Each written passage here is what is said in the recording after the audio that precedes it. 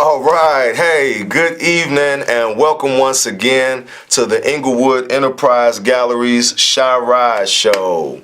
We are the Englewood Enterprise Gallery. You can find us at our new location, our newest art studio at 1200 West 35th Street. 1200 West 35th Street. That is in the Bridgeport Artist Lofts. You can also check out our website at EnglewoodEnterpriseGallery.com. That's EnglewoodEnterpriseGallery.com. And if you just want to send us a message or a dissertation and tell us how awesome we are, feel free to send us an email at enterprisegallery@gmail.com. That's enterprisegallery@gmail.com. Man, it's such a pleasure to be back. We got a packed house tonight, and everything is so interesting. I'm glad you all could join us. I can't wait. To really get into this. It's going to be a very deep discussion. I can't even wait. So I would like to introduce my two guests today who are joining us with art, creativity, and positive information. I have Dr. Lauren Meeks. Hi. Pleasure, Dr. Meeks. Thank you for joining us. We've been trying to get her on the show for a while because she has a lot of valuable jewels to drop on you there at home. And then my man, Midday. Nice to meet you, boss. Did I say that right? Yep. My man Midday. He came to visit us all the way from Nigeria. He's a fellow artist, in the Artist Network, and he's here from Nigeria to join us on the Shy Ride Show and, see what all the hoopla is about. All right? Yep. Yes, indeed. So, for those of you who do not know, the Englewood Enterprise Gallery is a creative co-working space in the city of Chicago. Our purpose and motto is to uplift humanity using arts and creativity. So this is what we like to call the Shy Ride Show. The Shy Ride Show is here to highlight the positive things that are being done in the community, highlight creativity. We like to utilize creativity to uplift. So we always try to see how can we be creative and solve some of the solutions to the problems that are plaguing our community as well as other communities in the world. Maybe someone can be inspired by the power to imagine and the power to create and creativity. So this is the Shy Ride Show as well as the Englewood Enterprise Gallery. We facilitate a lot of different projects, youth mentorship projects, artist networking projects, public art, as well as art programming and programming in the schools from time to time. So it's a pleasure to be here. So, Dr. Meeks. Yes. All right. So we were talking about disparities in the communities. And it was such an interesting topic. I really wanted to go right in deep into the conversation about educational disparities in our communities as well as others. So maybe you can tell me about yourself and what it is that you do and more about the educational disparities that need to be addressed. Sure. Excuse me. Thank you for having me. Oh, I appreciate it. No problem. I appreciate you and your time. No problem. Well, I spent the first 8 years of my career working in higher education, and some of the challenges that I saw is that most of our students, I was at a community college, and they walked in. I mean, the bravest thing they did was walk through the doors. But the challenge was that most of them were underprepared.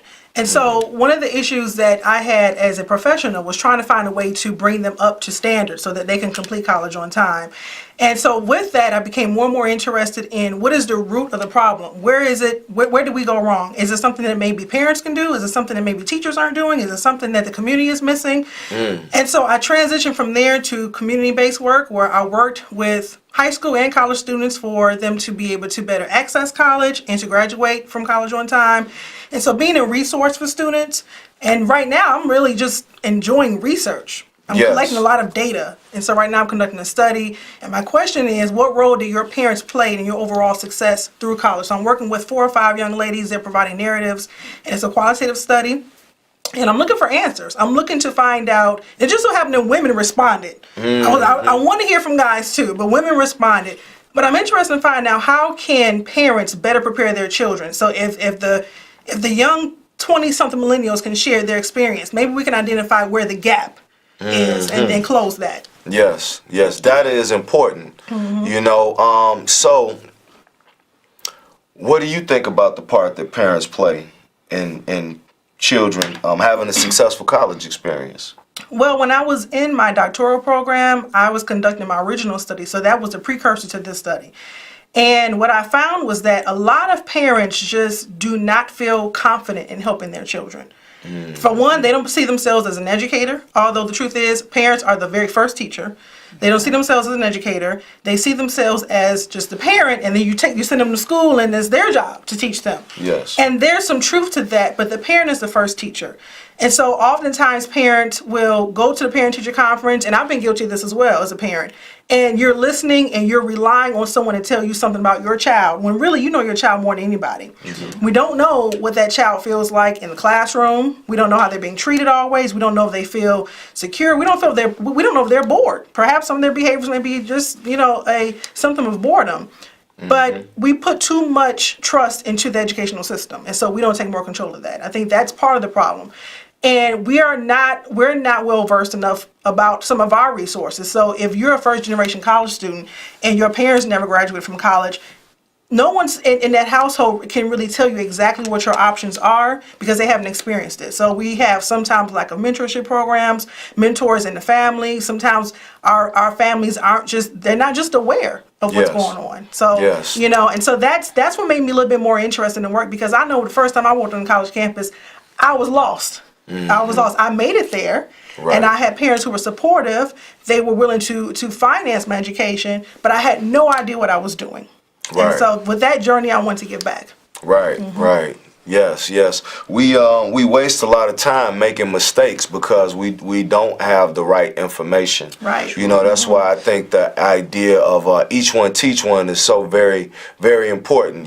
Try to pass some proper information along to the next person, the next young person that may help their course. And help them save time and be able to maneuver. It's not just about making moves, but it's knowing how to maneuver and make the right moves at the right time. Because timing is everything. But I think that's very important. Me personally, I'm really very concerned about the future of education. Definitely education in Chicago as a parent. But sometimes we forget that our city and our state, they are corporations. That's true. They're corporations, and corporations, resource-wise, they get stretched thin. Regular corporations as well as municipal corporations, and when they get stretched thin, then they go through a period of downsizing of the corporation to make sure that the corporation is able to survive. They cut back on services, they cut back on resources, they may pay certain bills late, and things like that. And it really puts a lot of much needed services in jeopardy, including the state of education. Yes. And it's unfortunate because I'm a believer in how do we get creative about dealing with some of our problems, and the state of our education is a big problem, the education of our children, because I know we were talking about gentrification earlier in our pre-discussion, as well as the state of economic disparities. Right. But economic disparities start with educational disparities. Absolutely. And like you say, a lot of parents lack the confidence, not that they don't have the information, but they don't have faith in themselves to relay proper information. But I know we in the information age, and I think that this is the best time for people who come from disparate communities to move ahead, because everybody has access to basic technology like a cell phone. They're giving cell phones out in street corners in poor communities. So there's no reason why we can't Google things, and begin to value information, That's true. So now these days everyone have access to informations. Yes. Like back in the days where you had no internet and all. Right. So if you're willing these days, you can always get information, but the most important thing is for you to be willing at first. Most definitely. Most definitely. Yeah, that's the will. The will is a powerful thing. And some people, when things have been tough for them for so long, their will gets broken. Yes. And that's what happens to a lot of people. Their will gets broken and their spirit loses that resilience. Yes. So, Midday. Yes, sir. Okay, you're a fellow artist. What are your art forms? I major in graphic design, Yes. photography, and filmmaking. Okay, filmmaking. Yes. Okay, you have you made any short films or Yeah, anything like that? I've done a couple of short films. Okay. The last one I did was about dilemma. The movie title was Dilemma. It has to do with a young lady being abused. Oh. Verbally, sexually, mentally, everything. Because I was focusing more on the system in Nigeria, whereby people tend to have there's this superiority that they put on men. The men are above, always. Yes. So irrespective of what happens, you ladies just keep quiet. That sounds like America and many places, Yeah. you know. So let me ask you, is there, because, you know, there are certain movements, you know, that happen from time to time that inspire people, inspire women, inspire minorities. And I think that we're in a time where there's a push forward, more women become inspired for the truth to come out about a lot of things. It's not necessarily truth and reconciliation, but it's definitely a period of truth as well as exposure and people airing their dirty laundry. Has Nigeria caught that wave of inspiration of women? Currently, you're pushing up little by little, but not yet rampant, because it's like a culture, like a tradition. So it's very difficult to take it out of the people because it's in them. Yes. So even when you tell the men that this isn't right, they tell you no, that's not true. They just sweep it aside. Yes. So it takes a whole lot of things, a whole lot to, let me say, re-educate them and inform them on this is how it's supposed to be. Yes, man, that's heavy. I told y'all it was gonna be a heavy show. The Englewood Enterprise Gallery, you know, we come out of left field with valuable jewels for the public, you know, just getting dropped on you. I hope y'all can take it all. But if y'all have some questions on any of this interesting discussion that we're having, feel free to give us a call at 312-738-1060. Englewood Enterprise Gallery. As a matter of fact, just a reminder, we are the Englewood Enterprise Gallery, our new location, 1200 West 35th Street. You can also check out our website at EnglewoodEnterpriseGallery.com. That's EnglewoodEnterpriseGallery.com.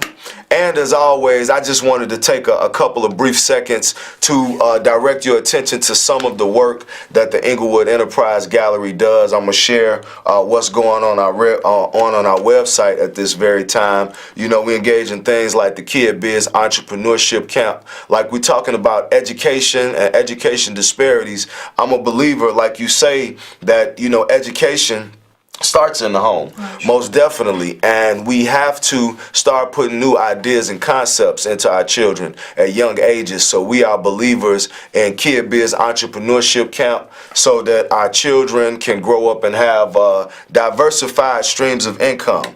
That's diversified streams of income, because that's important. It is. But also, back to the page, you know, so tomorrow we will be having open studios at our location over at the Bridgeport Artist Loft. This is what the outside of the building looks like. It's a sculpture garden with a big metal horse outside. If you just happen to be in the area, 1200 West 35th Street, you are invited. It's a free event. A lot of the artists that are involved there, they come out and open their studio doors for us to see the different diverse types of art forms that are going on at the Bridgeport Art Studio. And you can see the new location of the Englewood Enterprise Gallery located there.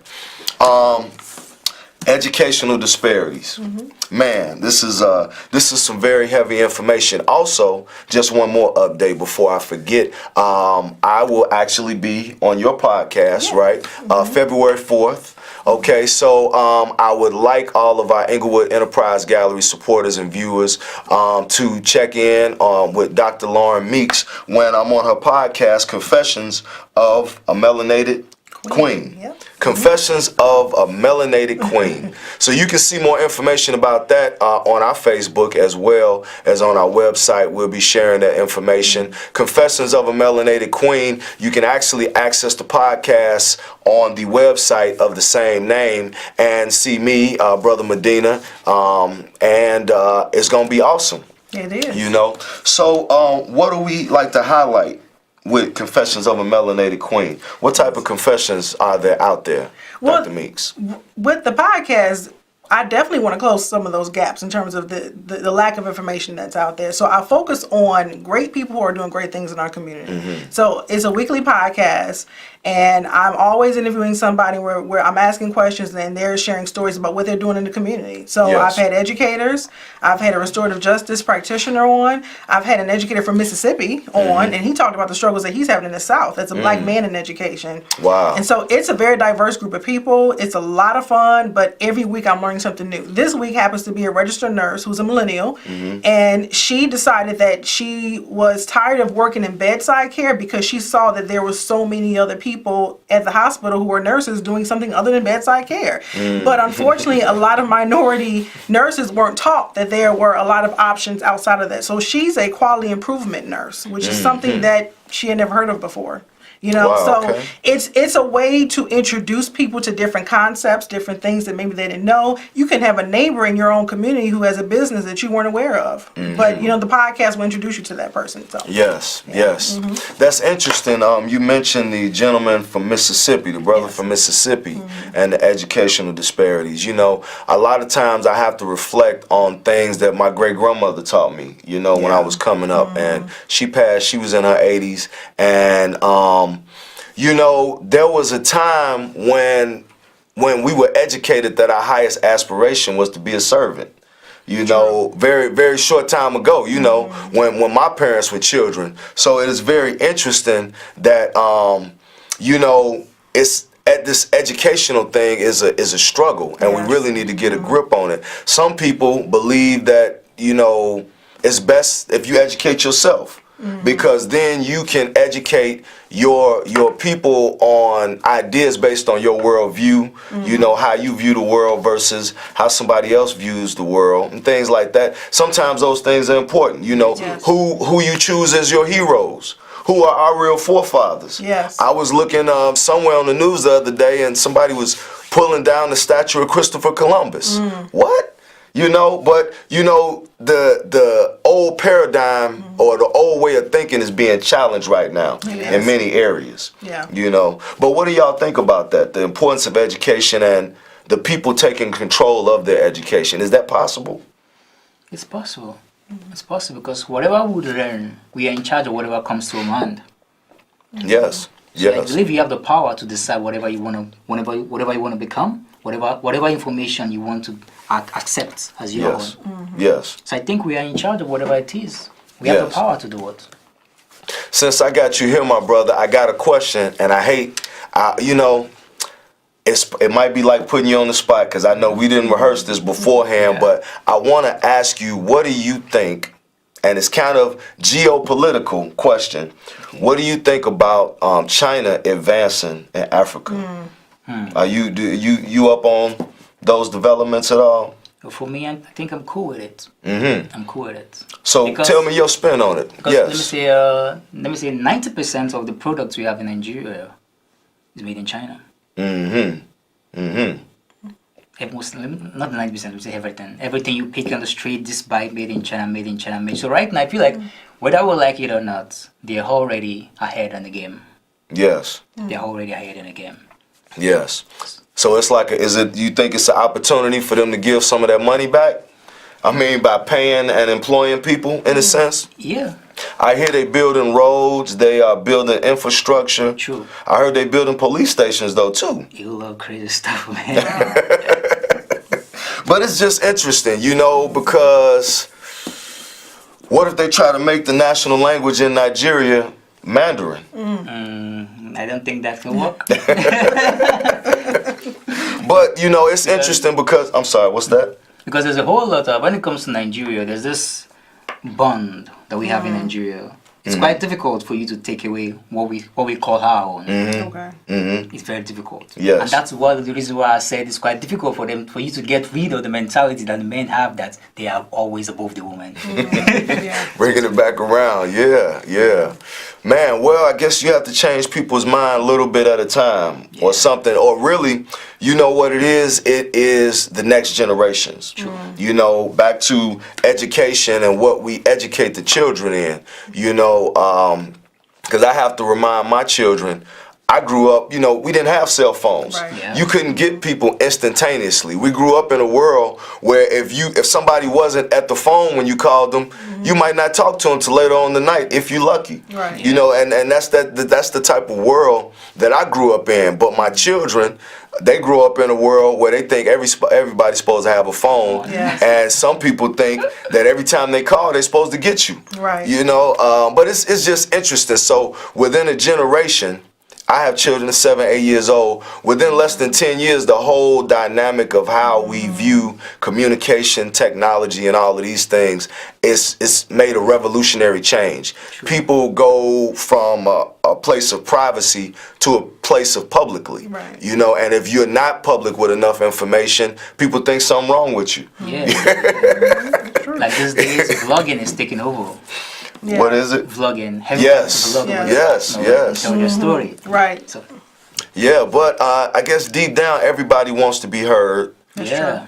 Everybody does want friends. Yeah. I guess everybody does want to be followed by somebody. Exactly. Even if it's in a superficial, Yes. even if it's in a superficial way, it satisfies something Yeah. in us.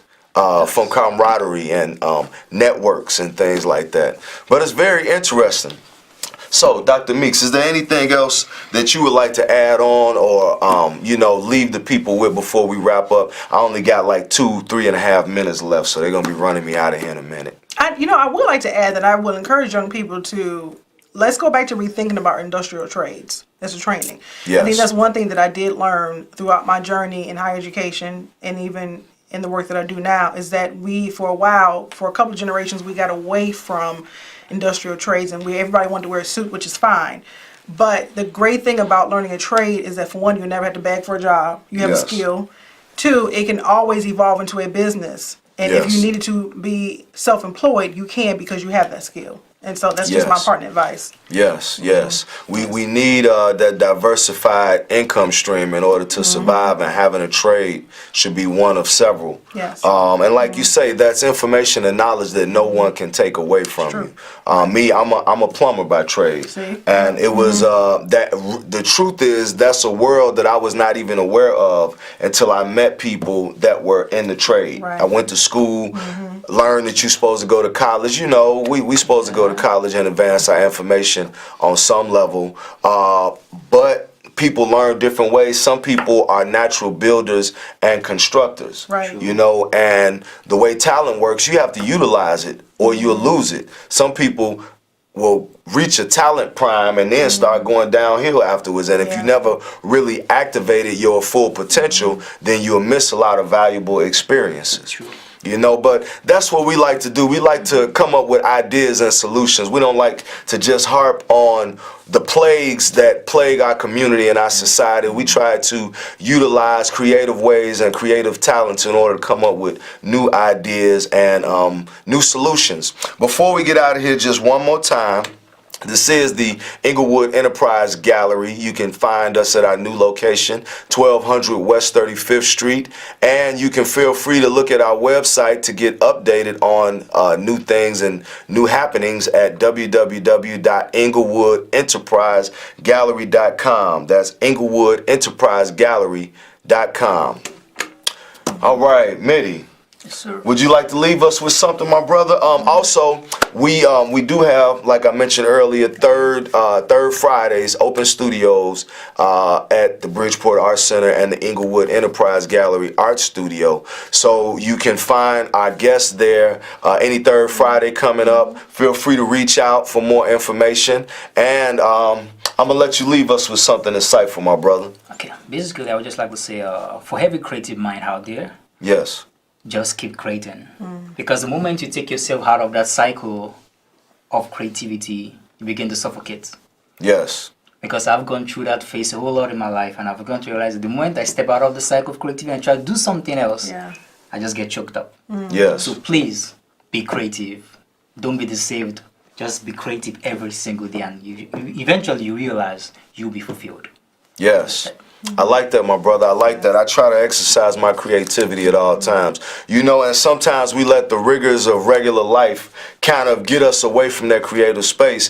But we forget that it's like meditation, and it like recenters us for us to get back to that place in ourselves that allow us to imagine and be creative like when we was children. Okay, well, they about to wrap us up in here. Before we leave and they shut us down, thank you for joining us. Dr. Lauren Meeks, my man Mitty, the Englewood Enterprise Gallery, Shy Rise Show. Remember, Shy Rise, not Chirac. See you next week at 5:30. Peace.